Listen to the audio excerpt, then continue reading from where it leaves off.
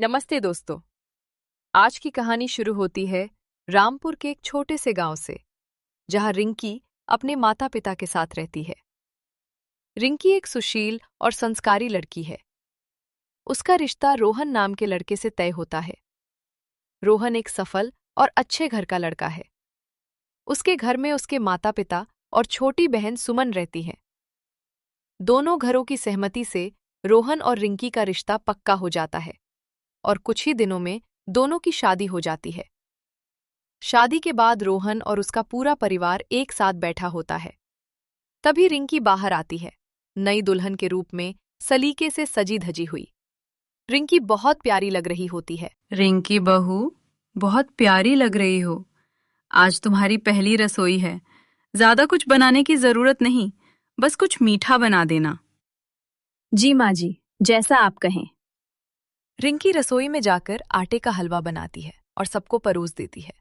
सबको हलवा बहुत पसंद आता है और इस तरह रिंकी की पहली रसोई खुशी खुशी पूरी हो जाती है। कुछ दिनों बाद घर का सारा काम निपटाकर रिंकी थकी हारी बैठी होती है। तभी सुमन वहां आती है।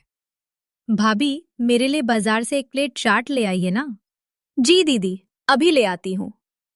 थकी हुई रिंकी फिर से तेज धूप में सुमन के लिए चाट लेने चली जाती है। कुछ और दिन बीत जाते हैं।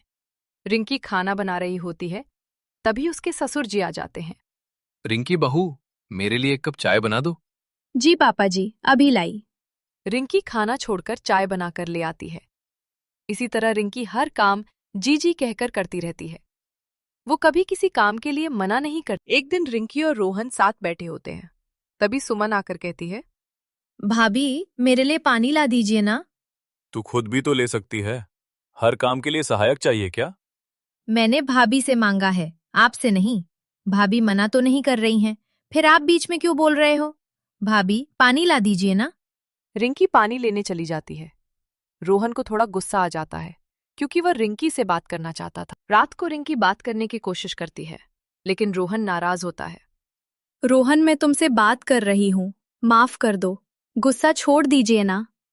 रिंकी का उदास चेहरा देखकर रोहन पिघल जाता है और उसे माफ कर देता है और कहता है, ठीक है, मैंने तुम्हें माफ किया।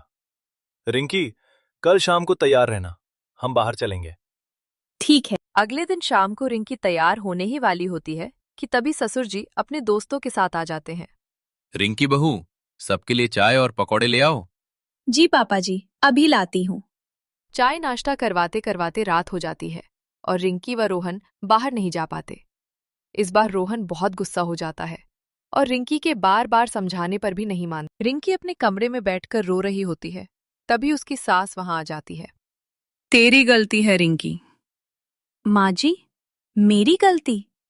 हाँ, जब तक तू ना कहना नहीं सीखेगी, तब तक ऐसे ही दिन भर सबके लिए करती रहेगी और अपनी खुशी के लिए कुछ नहीं कर पाएगी। रिंकी चुप हो जाती है, जैसे पहली बार किसी ने उसकी खामोशी को समझ लिया हो। रिंकी को इस तरह चुप देखकर सास कहती है, चुप रहने की जरूरत नहीं है, ना बोलना सीख, समझी? जी माँ जी। फिर से जी? सास समझ जाती है कि रिंकी का जी अभी भी उसकी सबसे बड़ी कमजोरी है। इस कहानी से हमें ये समझ आता है कि अच्छा होना गलत नहीं, लेकिन खुद के लिए बोलना सीखना बहुत जरूरी है। तो दोस्तों, अगर आपको हमारी ये कहानी अच्छी लगी हो तो वीडियो को लाइक, शेयर और कमेंट करना ना भूलें और चैनल को सब्सक्राइब करें। धन्यवाद।